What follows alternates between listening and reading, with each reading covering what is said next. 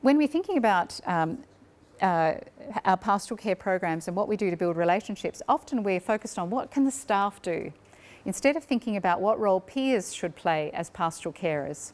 So in a school model where we think about distributed leadership and distributed lots of other stuff, pastoral care needs to be distributed as well. So policies need to be really clear about the role that students play in the school that contribute to making the school a better place. So there's been lots of discussion about bystanders and upstanders and that kind of language, but actually it's just about being a good person. The actions that you would take in a school environment. If you saw a swing that was broken, if you're in primary school, you'd tell a teacher because someone might get hurt. If you see somebody who's being bullied, you'd tell a teacher because somebody might get hurt. So the processes and the ways that we engage young people have to be very careful, because when we set up children as peer supporters, in our research it showed that it actually reduced the sense of responsibility from other students that they should take action. So they went, oh, it's those kids' responsibility. I can actually just walk past what's happening here because those other kids will fix it. Or in a school where teachers have really taken on the responsibility, I don't need to take any action because the teachers will fix that. Instead of everybody seeing that they have a role to play and knowing what that role looks like. So your policy being clear about, if you see something happening, these are the things that we expect you to do, and we look forward to seeing you do that, and we encourage you intrinsically and extrinsically perhaps to engage in that behaviour. So building those kinds of positive relationships. Multiple friendship groups are obviously key. Giving children lots of opportunity to mix with other groups, but also, as I mentioned before, across age groups. So buddy systems that you might have where older children are working with younger children. Just reflect for a moment, where in your school do you have any sort of vertical coverage of friendships? It's a limited group of friends if you can only make friends with people who are exactly the same age as you, and it's also unnatural because in life you have to make friends in other age groups. So facilitating, maybe it's through co-curricular activities or through the sporting, weekend sporting competitions, whatever you're doing, encouraging that sort of cross-age is absolutely key. And of course, using student voice generally. Now, somebody once said that young people are the most, and children are the most photographed but the least listened to of all of the people that we have in our society. But we used young people a lot to help us design the resources that we use in friendly schools and the things that we've trialled, and they love helping. So how is your school, if we want to create a world without bullying, how have you motivated or enabled student voice, the voice of young people, to be able to contribute to the actions that you take? Have they had any input in the policies? To what extent are they helping to choose and engage in the activities that you might be running that are to develop social outcomes?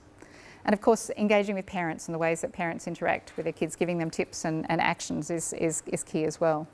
So the key messages that we would want to be imparting to all children, and particularly the ones who we want to intervene with early so that we stop them from having worse experiences, is I'm interested in you, I'm a helper, I'll support you, I'm safe, and I'm consistent. Now, safe doesn't mean that I'm not going to hit you. Safe means you can come and talk to me and you can trust that I'll work with you and share. And if we can not only get all of our staff, second 7-minute moment in the last 5 minutes of my presentation, to get young people to perceive that not only do I know something about them, but when they look at me as someone who will demonstrate these outcomes, I too can create a world that's without bullying. But there's other stuff, and I'll whiz through this really quickly, other changes that you can make within the school environment. Obviously being seen, and I know that everyone hates wearing these vests, and these came out of our research, so they're now being used across the country and everybody hates them, and when I mention that we're involved in it, they're usually angry with me. But the outcome of our research meant that they don't have Velcro on the front, because we researched you want zips. We put a pocket in the front and we put duty teacher on the back because everyone said I feel like a plumber. So we tried to improve them. We even suggested darts to make them look a little bit smarter. But the difference it makes in perception, so our schools are safe. The schools in Australia are incredibly safe, and they really are. Those media might try at times to make it not appear that way, but they are. It's all about perception though. If children feel that the place isn't safe, for example, in one school we were in, there was a bus that was burnt over the weekend, and that bus really changed the way children thought about their school because they felt unsafe each time they looked at it with the sort of burnt out carcass. So we needed to move that out of the school really quickly. So perception of safety was key. And whether the teachers were there or not, in one of our studies where we knew for sure they were there because we'd been doing observational work in our research, those teachers were shorter and mostly the height of the children. No one could see them. We put them in vests oh, the school's so much safer now, the teachers are out on duty. Nothing had changed except the teachers had put vests on. So we trialled this, and it's just a small move that makes a difference in terms of overall perception. So how we respond to young people and how we create playgrounds and actions to support those children who are behaving badly are really key. So I'd like to push 2 points. One, if children are bullying, yes, there is a discipline response. Whatever the consequence is that your school has decided is important. The most powerful is a social consequence. They've abused their social privileges, so the best consequence is to talk to them socially about what the consequence should be. But it shouldn't stop there. Children who bully have a skills lag. They have a learning difficulty. If children couldn't read properly, we wouldn't just punish them. We would take action to help them learn and read better. And bullying behaviour is a learning skills lag. And we need to think about it in that way. So therefore we need to use the school environment to teach children to behave differently and to learn how to behave differently. Because bullying is learned, and it's learned by somebody around them. So they need to have other ways to learn, and there are lots of strategies to do that. Now, I'm a maths teacher, so I can have this joke. That why science teachers should not be given playground duties, so they don't need to do any of this. Anyway, sorry. So we need to allow kids to make mistakes, because school's one of the best places to make mistakes, and it's safe, and they will learn a lot from it. So lots of oops moments, giving children the opportunity to recover from an oops, a bad behaviour, separating the behaviour from the child. I love, Lindsay, when you made the comment that the one thing we don't want to do is beat the bullies. No, for a start, no child is a bully. All of us have probably bullied at some time in our life, but separating the behaviour from the child, as we would in anything, is important, because once children are labelled, they continue to behave that way. They even tell us in the surveys, I keep doing it because everyone expects me to do it. These poor kids trying to break out of this. So enabling that through our own language and the ways that we treat these issues. Yep, drawing on my credit. I know that's not the sort of person you are. That behaviour wasn't appropriate. What are we going to do to fix it? So that we can find really positive ways to enable them. And it might be that we encourage young people to use all sorts of techniques. There's lots of software out at the moment to report anonymously. We saw a school in the paper on the weekend who's created another piece of IP for kids to report. However we collect that information, anonymously is a tough way to do it because you can't provide support, but it is a mechanism and boys use it quite well. So our playtime needs to be fun. Last 5-10 minutes of most lunchtimes in secondary schools or playtime in primary schools is when most bullying happens. Kids are bored. So the more engaging the school environment is, the places where they can spend time to sit and talk, where there aren't fixed chairs, where they can move them around, nice wide hallways. I know you can't change the structure of your school, but you can just think about where the hot spots might be. The narrower the hallways, the more likely kids to jostle, and places that they would try to hurt children. Schools are moving obviously to having as much glass as possible to see children all the time. That creates safer places for schools. So if you do go into a school that's got lots of glass, it's for good reason, not just because everyone wants to watch how you teach, maybe that too, but it's really important to have that visual access. Wider hallways, as I've already talked about. Stairwells are one of the most important hotspots in schools. When you ask children to take the school map and mark the places in my school where most of the bullying happens, a really important exercise to do, you'll see it's often bus bays, locker areas, stairwells, and the canteen are the ones that feature most prominently. So this obviously is a very fortunate school with the kinds of stairwell that you could have, but obviously creating those spaces. Libraries are really tricky because of the very high bookshelves, and I show this picture because in this library they worked hard to make sure that students can be seen all the time. And again, it creates, for the lonely children there, they feel safer because they can be seen by adults and they can see the adults as well. So obviously versus the multiple stacking. Lockers are the bane of everybody's life. What on earth were we thinking when we're forcing adolescents to go into a very small space with tens of other young people, giving them 2 minutes to get their stuff out and not be late coming back, and we put them above and below each other. And we think, why are they bullying? So how we organise our structures are really important. And this was a model that I got a picture of recently where the school said, let's take the lockers outside, let's give space and give young people more room to do this. They're still above and below, which is the challenge, because that's an irritant, but heading in the right direction.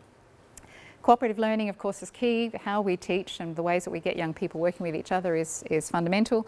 And of course, what we model. How we engage is absolutely key. I couldn't find that anywhere else except on a mug, so I apologise for my photography, but I thought it was quite interesting.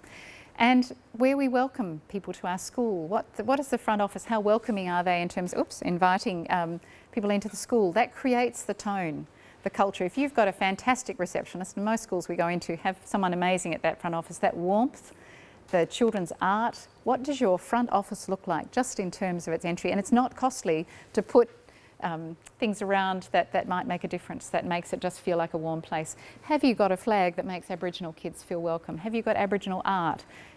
What kinds of ways are you being inclusive for the cultural groups, for example, that you have within your school environment so they feel like they belong? And of course, how you build your playground is key. Of course, there are lots of ways to do that, but these are some of the lovely ones that we've seen. This is a school in Ballarat that the students have created most of the garden furniture. They have the tile works, the artwork. There isn't a wall in this school that doesn't have student artwork going down across it or along it.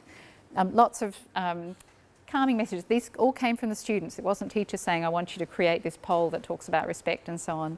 The children created it themselves. You'll see the bench that I showed you earlier on is in the background of this picture.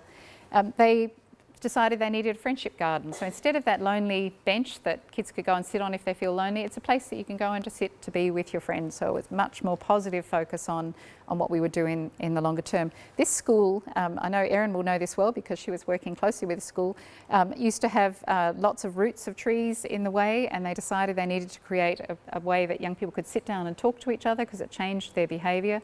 So they were able to deal with that problem by creating some walls. Just think about the seating that you have.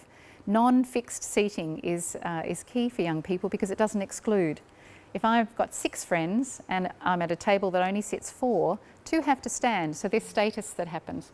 But imagine if we all had as many chairs as we have here to arrange as we see fit. It minimises the likelihood of bullying.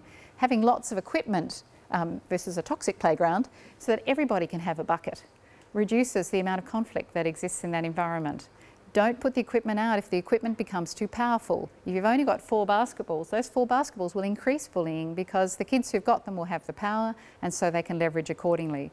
So thinking about the sort of the ways that we set up these outdoor environments is key, and lots of stuff. Obviously this is a primary environment, but lots of ideas for children to keep active, because when they're active, when there are fewer teachers to student in their ratio, they can make a difference in the long term. So I'm finishing because I know that I need to, sorry Deborah. So what might a friendly school look like? Well, it would build relationships. It would have a school culture that's approachable and that we are engaging with you. It would have fair and positive leadership. Fairness, kids talk about fairness all the time, that transparency of fairness. And they would have peers as pastoral carers where everybody takes responsibility for addressing it.